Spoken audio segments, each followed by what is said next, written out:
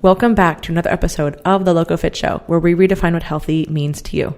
I'm your host, Lauren Conlon, and this week I'm joined by our team mental health counselor, Rick, and we're going to talk about ways to improve connecting with your partner.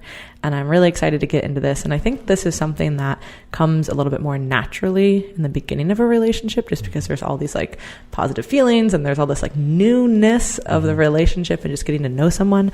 But certainly that does taper off at some point. And, you know, that's actually where like the real great stuff of a relationship does happen. But this connection and building upon that as the relationship progresses is so important.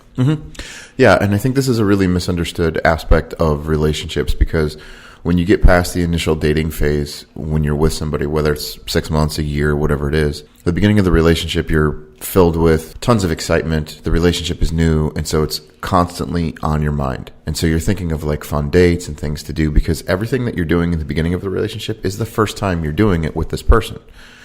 And then what ends up happening is as we kind of move away from the euphoric phase of the beginning of a relationship and we start to get into what a relationship is a year, 2 years, 3 years, 4 years down the road, what gets lost are the small moments of connection that actually exist, which are bids for each other's attention and connection, that get lost. And all too often, I think one of the things that happens is people tend to replace these things with acts of like these grand gestures that don't carry the same value as the small moments in the relationship throughout the day and throughout the week, throughout the month, etc. And so I think sometimes people lose the ability to understand the right ways to connect with each other, because with the exception, you know, when you're talking about breakups, which is ironically the topic of our next podcast, going through a breakup, what does that mean? The majority of relationships don't end because of abuse or infidelity even. They end because there's an emotional distance between you and your partner. There's a resentment that has set in. There's an emotional gap that comes. And so it's just like we're frustrated completely with each other, and so we're separating.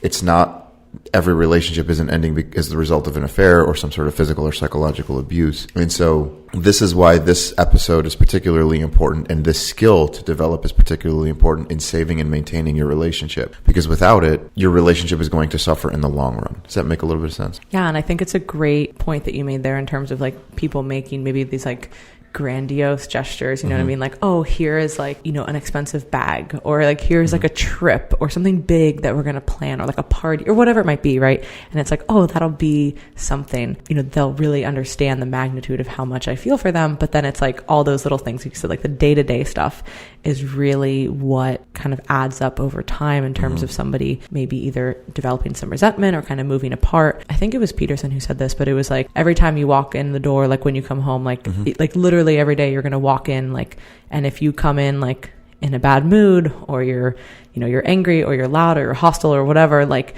every time you greet someone, like that is something that could be very different. You know, all those negative emotions versus like a positive emotion, like that's something that you do every day that a lot of people don't even think about, because they're coming in and they might have all the right in the world to have those feelings. But it's like, if someone is being met with that every day, like how can you expect the partner to be like, oh, I'm excited for them to come home? Because it's like, oh shit, what's going to happen? Like they're very volatile. And, you know, of course there has to be a level of understanding, like not every day you're going to wake, you know, you're going to come home and be like, oh my God, it was the best day ever.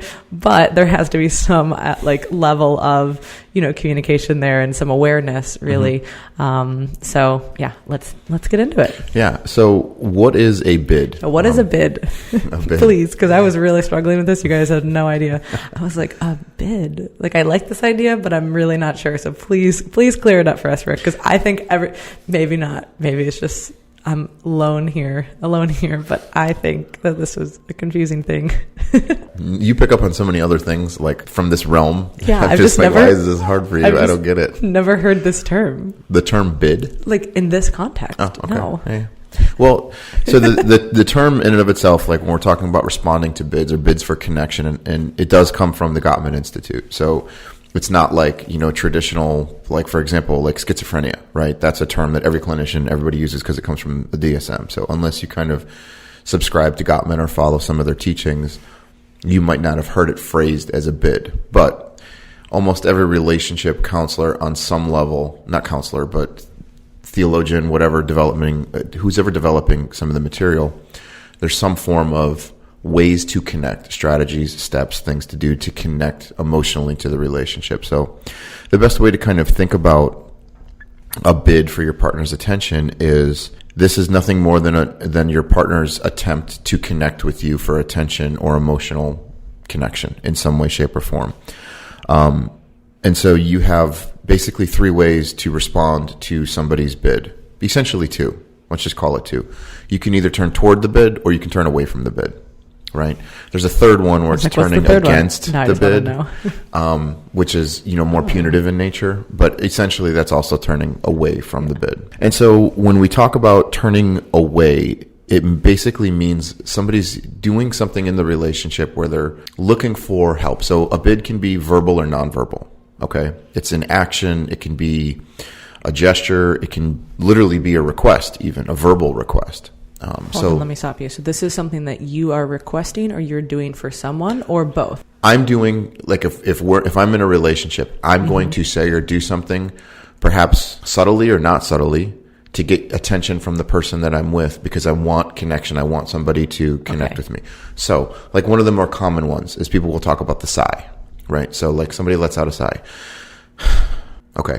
So we're going to pretend you and I are dating. Oh, great. So you're sitting on the couch. I'm sitting on the couch. I let out a sigh. What's your response? You ignore it, perhaps, right? No. What would you say? What the fuck? No, I'm just kidding. What the fuck are you sighing about again? No, I would, question where that's coming from. Let's say I'm in a positive mood. I'm going to check in and ask why you're sighing.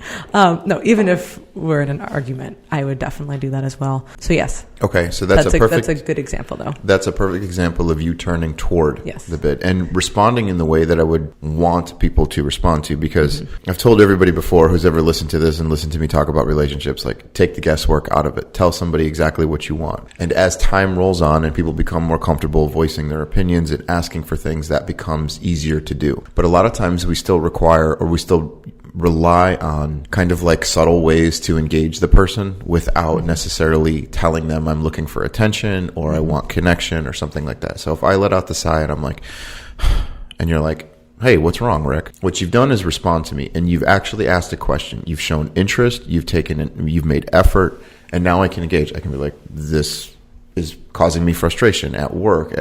My mom is bothering me, or my sister, or whatever the situation is. Well, now I'm dialoguing with you, and what are we doing? We're connecting. And so, in this moment of frustration, or sadness, or depression, or loneliness, make some sort of attempt, either verbally or non-verbally, to connect with you.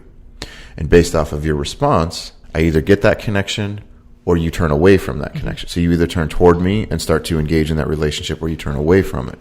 Yeah, I could be like, oh, what's wrong? But obviously that's the same phrase, but how I said it, the person is certainly, like, I'm definitely turning away from it, and the person is probably not going to want to be open. Or maybe they will, but then they're just upset, Well, and sometimes how you say something, and I've expressed this to people too, how you say something is actually more important sometimes than what you're actually saying. And somebody's like, give me an example. And I was struggling to come up with one. And so I came up with this one. It was much more relatable. There's a song by Ice-T called Cop Killer. Okay. And he's screaming the word cop killer. And when it first came out, it was horribly offensive to everybody because of the way he was saying it. And I said, but yet no one has a problem with the Eric Clapton song, I Shot the Sheriff. Right? Like, when you think about it, like, I shot the sheriff, like, it's this catchy little melody. It's there. And then you hear Ice-T going, like, cop killer, and he's, like, screaming it. They're talking about the same thing. But you have a very different reaction to one or the other. And why? Because of the way that the message is presented. So how you say something sometimes is actually more important than what you're saying. Because people will infer based off of what they feel. And so Lauren said she was interested. That's what her words said. But what she really said was, fuck off. What's wrong with you? Yeah. Again, I don't want to deal with this. Or, what's wrong? And then I'm like scrolling, or I'm trying to, like, if we're on the couch, try to watch something or go do, something in the other room. Like, yeah, what's going on? but you're not really being engaged with the person. And so what you've just done is, it's like, well, I asked you what was wrong and you didn't say it. It's like, no, you didn't really ask. You weren't there. You weren't connecting with me. You didn't actually care. I could pick up more on your sarcasm, which mattered more in that moment than what you were actually saying. Because what you were saying didn't matter. It's what I could feel. And so understanding that how you say something, the inference behind it, is more important than what you're actually describing to the person. I mean, you can read studies. I've seen studies that go from like 70% up to 90% of all communication is done non-verbally, right? And so what is that really saying? It's not so much what you're saying, it's the energy that you're carrying with it. It's your mannerisms, it's your gestures, it's the effort or attention that you're putting into something. It's all the things that aren't being said but are being done. And so when it comes to a bid, turning away from a bid looks more like not responding at all, ignoring your partner completely, right? Which is really very common, or just kind of not really engaging in that aspect of the relationship, not asking questions, being like, oh, that sucks. Like, now you can, sometimes that's what's needed, right? It's a difference between being like, that kind of sucks, and not caring versus, God, that sucks. You know, and what a difficult thing it is to deal with that at work, right? Very different in that space. Turning against the bid might be kind of like really questioning the person and being and turning into them like, why are you upset again? Right? Now, why are you upset again? Yeah, same phrase. but said very differently. And so what I'm really doing is I'm coming at you from an accusatory perspective. And when you go back and look at the 4 horsemen of the apocalypse, now I'm criticizing you. And so defensiveness is going to start to creep in, because when I approach you like that, what are you going to do? You're going to get defensive and you're going to start arguing back. Why are you coming at me like that? Or I can't talk about my work anymore. I can't talk about my family anymore. It starts to make the person defensive. Mm-hmm. Yeah, like, oh, this happened again, or like, why? Like you said this last time, like, why would you let that happen again? It's like, well, fuck, I don't know. That's why we're talking about it, you know, like, so I think that there's like, I do know that a lot of people mean certain things in the right way, but sometimes their context maybe comes off wrong, or like their tone does. Like maybe that's the only way they know how to communicate, because especially with people who are have very strong personalities, right? Like there are some people who are just going to be very like, what's the problem? Like, let's figure out the solution like right now. And it's like, hey, sometimes you want to just be like, here's the situation. I just want to talk through it. I don't necessarily need to have like a final answer, final dissertation right now. But that's going to be obviously like a personality mismatch, right? Like there's just going to be some people, and I would say a lot of couples probably struggle with that, right? Like some people are just very, very like aggressive in terms of trying to like figure something out like right then and there. And I would say that typically, not always, of course, but generally speaking, men are very like that. In my experiences, and like there's a problem. Well, we're going to find a solution like right now. And it's like, whoa, like, maybe not, you know. And then for a lot of women, not all, but for many, it's more of a like longer, slower process. And maybe I'm biasing this because that's how I process things. But in talking with a lot of, you know, friends and clients as well, I do know that there is definitely a different like emotional level to conversations in terms of just like being able to kind of express those things and like work through it in like a verbal way, instead of just like, we need a solution right now. It's like, maybe I'm just saying it, and then we can address it another time. And then, you know, but I feel like there are some people who just have very strong personalities who want to like close that right now. Like, okay, what's the problem? Let's figure, like, hey. Yeah. And so, and that's not always a male female thing. But I would say generally, maybe more generally. I don't know. Do you see that in your couple counseling? Absolutely. Not even in couples counseling, just in men and women, we tend to process things differently. And so we are speaking in general terms, because not everything is applicable to every person. But generally speaking, when men hear a problem, they think about it more linearly and from this like logic perspective, because they aren't as conditioned to process emotions, right? So if we're looking at like an emotional mind, a reasoning mind, right? Men tend to go more from that reasoning mind in terms of, oh, you're having an issue with so-and-so at work, or this is creating a problem in your life. Like, do this. Here's the steps that I would do. And first of all, you didn't even ask for my solution. You know, men have a tendency to kind of volunteer those things. And that's something that even I've had to learn to do over the years. When people are talking about something, like I might be like, well, try this. And I have to like shut up and mind my own business and wait for somebody to actually ask for, what do you think I should do? Or what guidance, what suggestions do you have?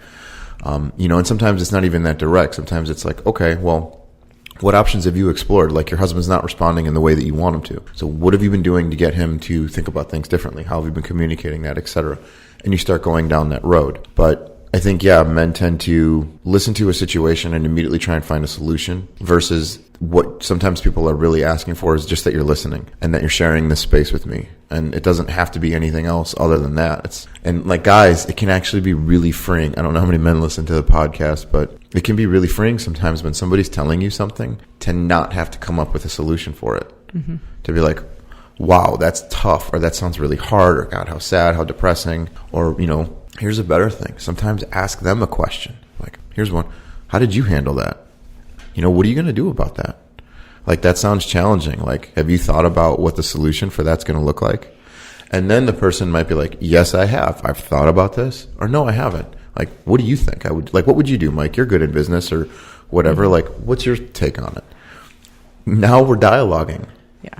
And this goes for other relationships as well, not just romantic relationships. So as you're saying that, like, one individual, like, you might respond one way in a romantic relationship, but then in your like professional life and your professional relationships or your friendships, you're totally different, right?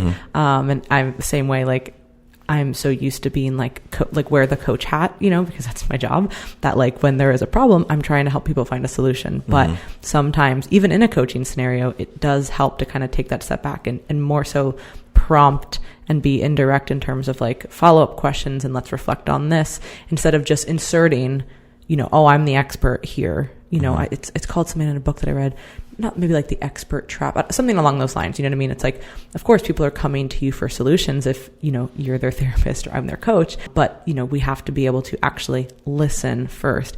And that's something that I really had to work on, over the years, because it would just be like, oh yeah, do this. Okay, yeah, do that. And maybe there are certain times, of course, where it's like, hey, this is so glaringly obvious, you know what I mean? Or they've asked that question. But a lot of times there is a more indirect way of going about it. And then when the person does discover it themselves, they're able to actually make that a more sustained change or, adjust their behaviors accordingly. Yeah, because this applies. Obviously, we're talking about this in a romantic relationship, but you can also think about this, like I said, in terms of any really relationship that maybe if you're struggling with a professional relationship or maybe with friends, you're like, gosh, I feel like I'm always struggling here with this. Like, this could still apply. It's going to be different, but I feel like it still could. Yeah, absolutely. And what makes this fundamentally important for the relationship is, think of your relationship like an emotional bank account. Okay, there's a technique of a theory in psychology called motivational interviewing, and it relies heavily on like a 4-to-1 ratio, 4 positive compliments to 1 negative. And what the Gottmans actually discovered throughout the course of studying people over 40 years of studying couples is they recognize that the best couples that succeed have a like almost a 5-to-1 ratio. And so what I mean by that is this. Your relationship is and exists very much like a typical bank account, meaning every day, every paycheck, like in a perfect world, we're taking money out of every paycheck and we're putting it into our account. We're creating a savings. Well, we create that savings for a reason. The car breaks, some sort of emergency, we need that money. So we reach into our bank account and we pull it out. Well, your relationship works the same way. If I don't put anything back into the account, when something bad in the relationship happens, I have nothing to pull from. And it's not a 1-to-1. This is not I did one thing, I can take one thing out. It doesn't work that way. This is switching your mindset to the concept of consistently investing in the relationship and in this person, to the point where when I need to take a deposit out, there's so much in that account already, it doesn't affect the relationship in a negative way. If I'm doing like 1 or 2 positive things or responding to 1 or 2 bids, but then taking a bid out, it doesn't register the same way as like, oh, well, I put 2 in and I took 1 out, so I'm still 1 up. Like, it doesn't quite work that way.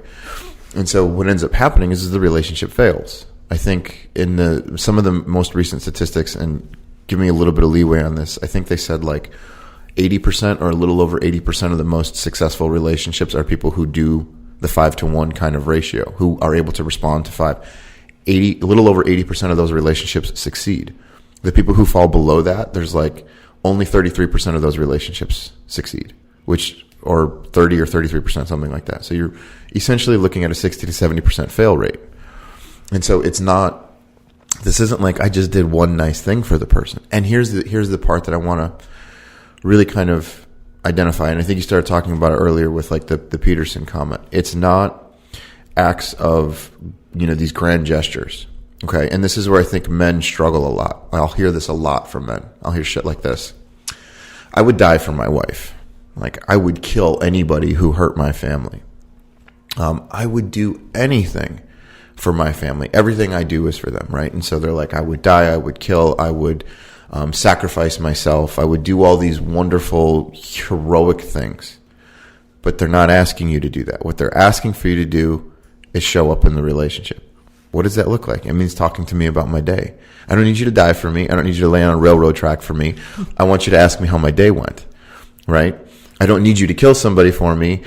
I want you to make me dinner once in a while, right? I want you to give me a kiss at the door. I want you to greet me with a warm hello. I want you to come home and not go right for the bottle, but talk to me about what's happening in your life. I want to get a hug. I want to sit and hold your hand. I want to walk down the street together.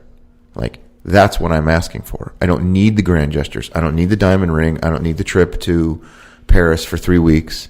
This is what I need to make the relationship work. And I think sometimes men get in that trap of, I'm going to give you all these wonderful, lavish gifts, but never show up in the rest of the relationship.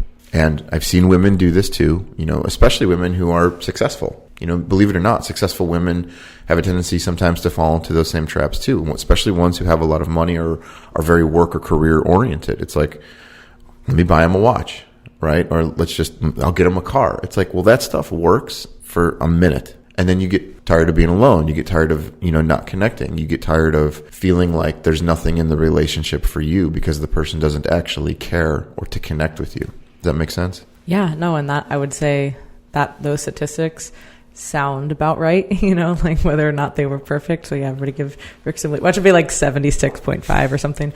And then people get upset. But no, like generally speaking, that makes so much sense because it is those daily tiny interactions. Mm-hmm. And it's like, yes, the big grandiose things are exciting and they matter. But I would say that it all kind of stems from a place where if somebody is putting something else first, and then this situation, it maybe could be more like career focused, at least with the example that you gave, it can be hard because, if you are, either running a business or you're very career focused just in general, like there's a lot of time and effort put into that. So then it feels hard because it's like, and just to play devil's advocate, like that person is like, hey, I'm providing in this situation, you know what I mean? Like monetarily and stability, and I'm here, like I'm this stable person. Man, could I just do I need to talk about all this stuff, right? Because like I do get it, like I could see both sides because I understand both very fully. But it does have to be that kind of meet in the middle, and maybe that person is, they're really going to struggle with those kind of small bids and those like small acts of connectedness, but maybe there's like a happy medium to like reach, and that's where that communication is going to come in. Like, hey, listen, I don't expect you to do like this laundry list of things, but maybe like these are the things that are really important to me.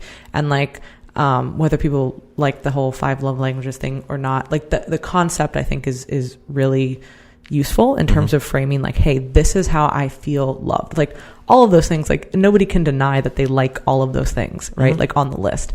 Obviously some more than others, but it's not necessarily like, oh, like this, I really like this. No, it's what makes you feel loved or cared for in a relationship. And that's going to be very different for everybody.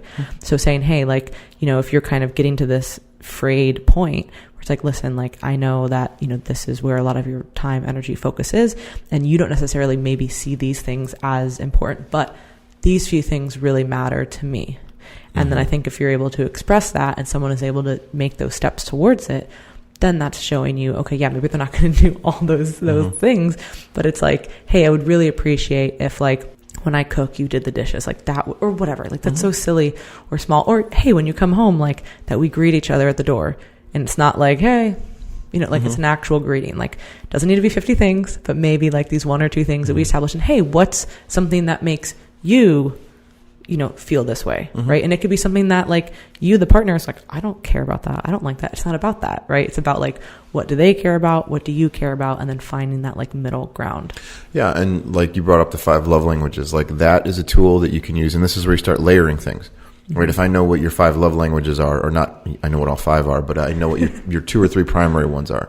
Well, it also starts to guide some of the ways that I can provide bids for you. Like, for example, if yours is physical touch and you're sitting on the couch, like I can come up and rub your shoulders for a few minutes, or I can say, hey, let's go for a walk and hold your hand. Like I can do little things, and that's going to register with you. Those are little bids that I'm making for connection. And I don't want it all to just fall on like, okay, so I'm just supposed to use the 5 love languages. No, I only brought that up right. as like a framework. Yeah, it's a great way to say like, okay, if I'm making more of an effort and I want to do these things, how do I start to show them visible ways so that they can actually see I'm making these connections and these bids to connect with them. And so like, think of this as expressing your interest in something, like, or your partner's interest, and expressing excitement or affection. These are what bids are. And we want to respond to them in appropriate ways, right? Like, so for example, I could see somebody like sitting at the table or at their desk, like working on something, and they start to get frustrated. And so they kind of like, oh, this is driving me crazy, right? Now, I could see that as a response, like an opportunity for a bid, like, hey, what's going on? What's making you so crazy over there? And then the person can be like, fucking nothing. I'm just like, it's this bullshit. Like, I'm fucking frustrated, right? And just, no, you can't help. Like, just leave me alone. Like, let me work on this. Well, you also just shut down my response to you, right? So here's how you start to incorporate some of these things. Like, perhaps you recognize later that, like, okay, I didn't respond to my partner's bid appropriately, Rick's bid. So later that night, what do? Maybe we're going to bed, or we're coming, we're sitting on the couch watching a movie or something like that, and you kind of hit pause and you say, hey, an hour ago you asked me what was wrong and I didn't respond, and I just want to say thank you for caring enough to ask. Like, I didn't respond in a great way. I just want you to know that, like, I didn't miss that, and thank you for that. And so now you're kind of accepting a little bit of responsibility for how you responded. And am I going to feel angry with you still? Probably not. Like, I'm going to be like, okay, cool. She recognizes it. She's making an effort to bid toward me. And so now, like, okay, great. Thank you for that. I appreciate that. That means a lot to hear from you. Like, and then, maybe you move a little bit closer on the couch. Maybe you kiss each other a little bit, and you keep doing those things. Because we all know, anybody who has been in any relationship, it is only a matter of time. It is inevitable that you're going to have problems in your relationship. It's a certainty. As death and taxes, there's going to be problems in your relationships. And so in order for the relationship to really survive, when tragedy or difficult times or challenges or obstacles come up, you need to have an emotional bank account full of reserves. You need to have money in the bank in order to pull something out to pay for the damage that comes later. Does that make sense? Mm-hmm. Okay. So think of it as just, again, like a bank account, and I want to keep making deposits over and over and over again. And I'm going to go over a list in just a second of like, what are some common bids, because some people might be like, I still don't really know what a bid is. Yeah, I was going to say, let's give some examples, which we have, but yeah. I think that would really... Let's jump toward those. Okay. So here's kind of like a basic checklist. There's like 50, 60 items on this that you can do. So here's an example. These are just examples. You guys can create your own, figure them out, but here's a good starting point. Checked in with one another at the end of the day and talked over events that happened in the day. So, hey, how was your day? Tell me what happened at work. What did you have going on? Now you're talking. Stayed in touch with your friends or your family. You went shopping for groceries, perhaps together or separately. Maybe it's something that you always do, but now I'm going to do it for you. So I'm going to do that little bid. Or like, dinner. Hey, I'm going to the store. Do you need anything? Like, yeah, that could be a great bid. Or like, no, I don't, but I'll go with you. Or do you want to go alone? Like, I know you've been frustrated lately. Do you want to? That is a big one. Right? That is a big one. Sometimes you just want to be alone. Yes. Oh my gosh. And people who get it, and people who don't, just don't. I will never forget. I was with my friend, and I was like, hey, and again, this is a friendship context, but I was like, oh, I'm going for a walk. She's like, do you want to go for a solo walk, or do you want me to come with you? Because I have to go for a walk as well, but I totally get if you want to go I was like, I want it to be a solo walk. And I really appreciate you asking, because if she had just said, hey, I'm going to go walk too, I wouldn't have said no, you know what I mean? Because I was like, that's rude. And I obviously enjoy her company, and I was staying at her house. But the fact that she even said that, I was like, oh, I know you get it. Like, you get this. So sometimes you need a solo trip. So I'm glad that she was able to recognize that, and that you were able to be honest enough to say that, because there's sometimes, I think there's that risk of hurting the other person's feelings and how they're going to internalize that, which is common. People do that. Yes. But especially it's like, in a relationship. Oh, yeah. Because you're like, oh, well, you know, they're being nice. Like, I don't want to, Well, and if one person tends to be like more quality time and like want to be a little bit more involved, and the other person's perhaps a little bit more introverted, and they're just like, I just want to be left alone a little bit, like leave. And it's not about them, because you could replace them with anybody and they'd still feel that way. But, we still have feelings and we still get hurt. So went out to breakfast on Saturday or Sunday, read the morning paper together, planning a dinner party together. Sorry, scroll through Instagram together, like the same pictures together. That's not a good idea either. But the newspaper? I didn't create the list. I'm just reading. Okay, well, you could have updated it yourself. What would you say in the morning? Read the same book? No, you could read your own books, but together. I actually do know people who read books together, which I'm like, that's wild. Okay. I'm fine. not going to do it. Cross off newspaper, read the same book, or read different books. Read different books, but at the same time. There you go. There you go. Called your partner during the week, planning a workout together, texting somebody before a meeting or before an important event, like, hey, good luck. Or I'm thinking about you, I love you, whatever it is. Just letting them know those little things. Go on a date with your partner without the kids. Went out on an overnight getaway with your partner to a romantic place. Shared morning breakfast together during the week. How often does that occur for most people? Very rarely do we make time in the morning. Like, people sleep as late as they possibly can before they have to get up to start the rest of the things that are going on that day. And what you recognize is when I ask somebody, and I ask this all the time, I say, you had a plan for today? And they're like, yes. And I say, tell me about it. And they tell me all of their day, and nothing in their day relates to their relationship. Right? It's like, I had to get up, I had to go to work, I had to do the meeting, I had to do all these things. There's no part in that day where they were like, oh, I was going to text my wife, or I was going to call my husband, or I was going to stop at the store and get his favorite candy or something like that. Right? It's just never in there. You look at your day, your planner for the week, what's in your planner? Most people do not have specific things or times or plans that they're doing. And then they're going to wonder why their relationship is struggling after 5 years or 10 years or whatever it is. So doing yard work together, shared physical workouts together, going on weekends, like doing things together, like a picnic, for example. Spending time together with the kids, like bedtimes, baths, homework, that kind of stuff. Taking a long drive together, watching a video together, watching TV together, ordering dinner or takeout together. Like, it doesn't mean you both have to be on the phone, but like, just doing little things to connect. Watching a sports TV together. Sharing your favorite activity. Finding an activity for the two of you to do together. Like, maybe you like going to the gym. I like to ride motocross, and you don't want to go to motocross, or I don't want to go to the gym. But instead, we're going to figure out, like, oh, we both like playing racquetball or something like that. I love, you guys can't see, if you are watching this on YouTube, please zoom in on Lauren's face just to watch her facial gestures when I read this list. Like, what? That doesn't make any sense. Like, that's so stupid. Well, for half a second, I was like, do you like motocross? And I was like, I don't think so. I was trying to rack my brain for any conversation we had had about that. And then I was like, I think this might just be an example. Yes, it was just an example. I feel like people who listen to this sometimes are like, can this fucking guy talk about anything other than jujitsu? True. So motocross, like something that you're not going to do. You could have said, like, ride a bike. I mean, I don't know. Fucking anything besides motocross. So specific. Just came to my... So specific. Well, because I was going to go with, like, shooting. And then you were going to be like, I like shooting. Because I know you. And I was like, so I was trying to find something that you would not say that to. You're right. I would not ride a motocross bike because I can barely ride a bicycle. So, all right. So let me get back to this list. Quality time, not motorized things. Build a fire together. Sit in front of the fire together. Great. Listen to music together. Build a fire. Went to a concert together. Went dancing together. I'm going to ignore you and just keep reading this list. Go to a nightclub together. Go to a theater. Go out to eat.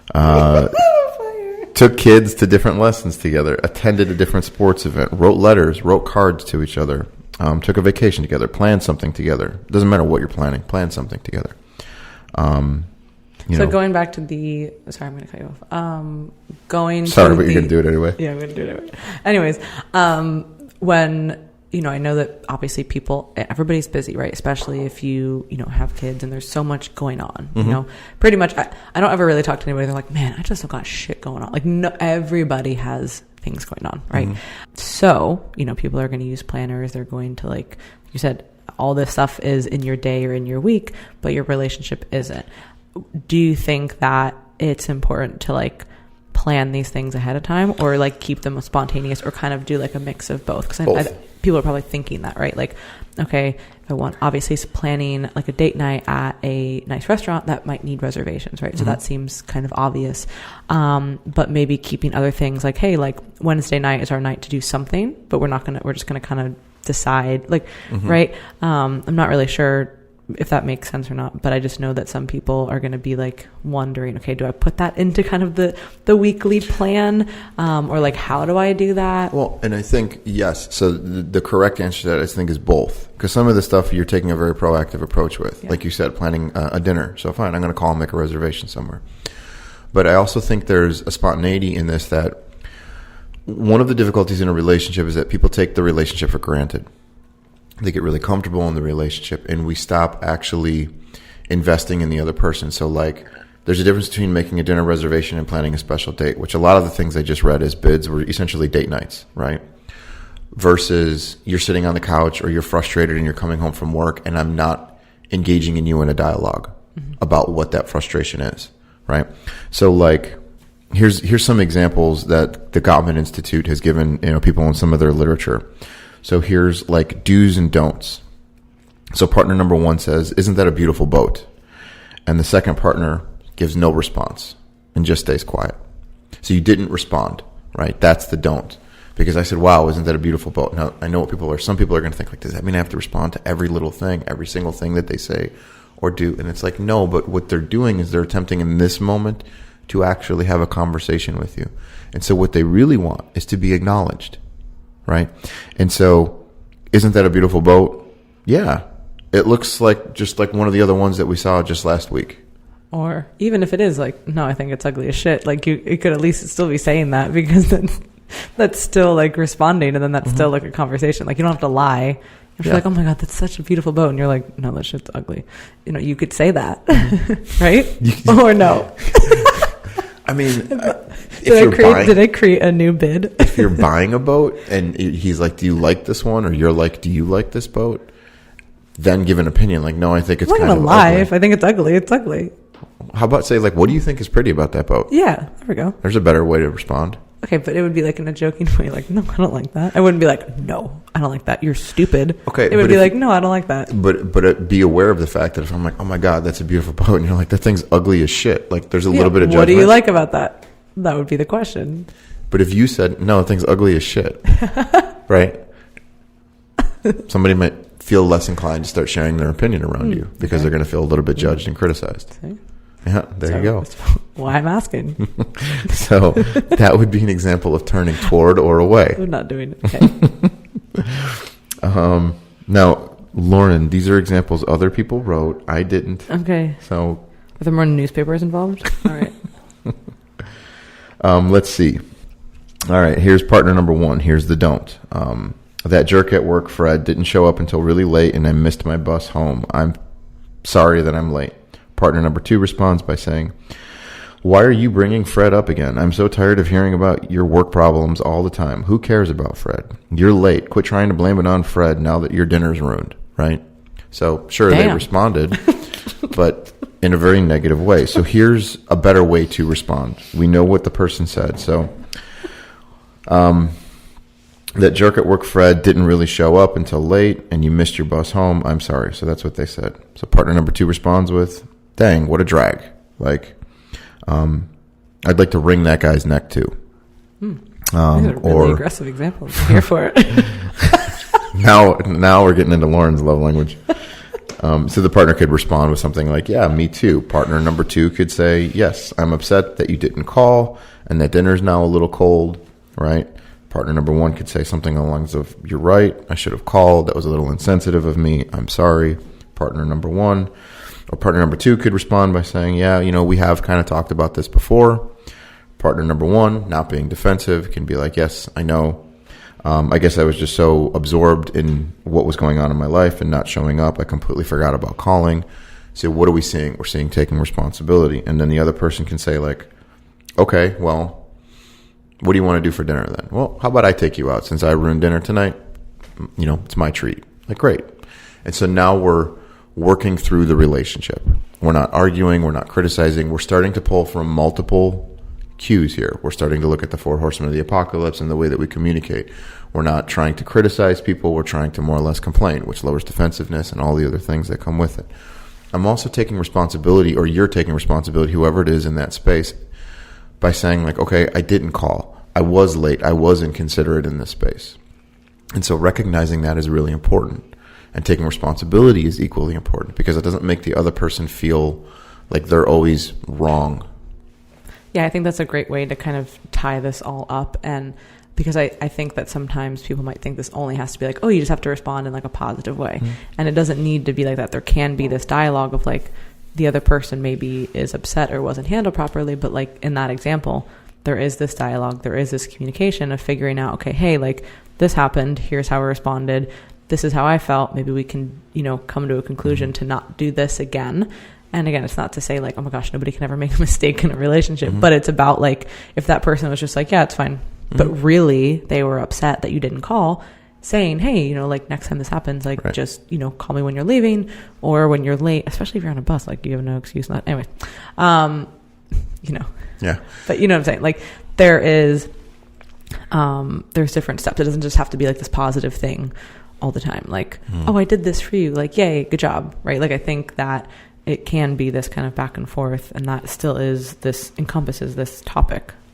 Yeah. And so I guess if I'm going to just kind of give some kind of final takeaway points from this is remind yourself that there's two major responses to a bid. You're either going to turn toward it or turn away from it. You want to create the habit. And I say create the habit of doing this because it's going to take some time. And what are the best way for you guys to start to approach this is to have a conversation with your loved one, right? Whoever that person is, the person, usually for the romantic relationship we've been talking about, sit them down. Hey, I've been thinking about our relationship a lot lately, and I would like to know what are some of the ways that I haven't responded to you in the past that you would have liked me to respond? I just learned about this thing, bids for the relationship. Like, what are things that you think I could be doing to kind of help? Like, and it can be anything, right? It can be when the person, again, they're verbal or nonverbal. So when a person lets out a sigh, like ask what's going on, inquire about that. Part of that might mean putting your phone down, turning the TV off, and like actually engaging in a conversation. It could also mean greeting them at the door with like a 10-second hug and an actual kiss. It can mean sitting down and having dinner together, holding each other's hands, getting up and folding the laundry together.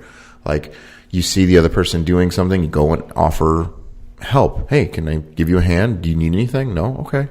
And like walk away. But it's this constant bid to connect with the person. And if the person, what you might also recognize is some people are really good at making bids, but then the other person is really good at rejecting those bids and turning them away.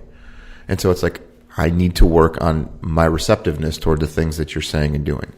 And so this is how relationships become healthier and more robust and stronger so that when major tragedy happens, you're able to withstand it. And so I think, remind yourself it's not always about the grand gestures. It's the little moments within the relationship. How are you turning toward each other? And I've always believed, and I've been striving to really reiterate this with my clients, and that remember the purpose of the relationship is for you to serve.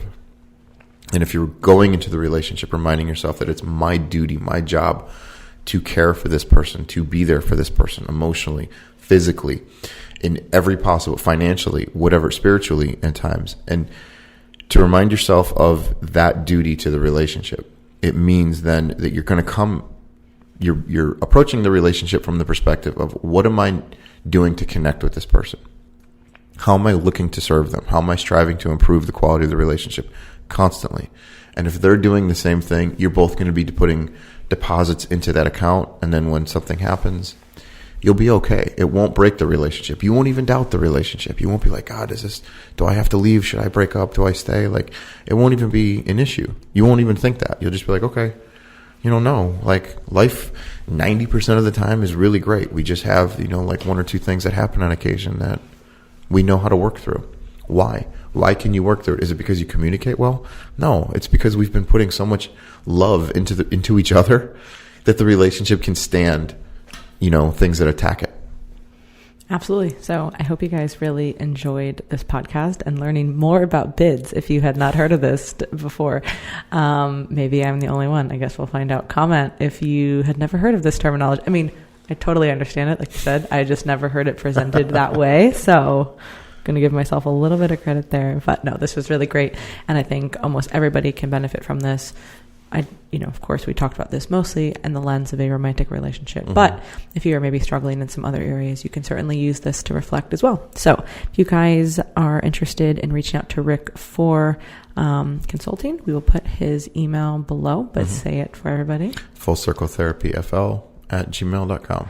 And for more information on our coaching services, you can visit teamlocofit.com for one-on-one coaching. And if you're interested in our subscription app, you can visit redefinehealthy.com. So thank you guys so much for listening. If you enjoyed the show, please share it, and we'll talk to you next week.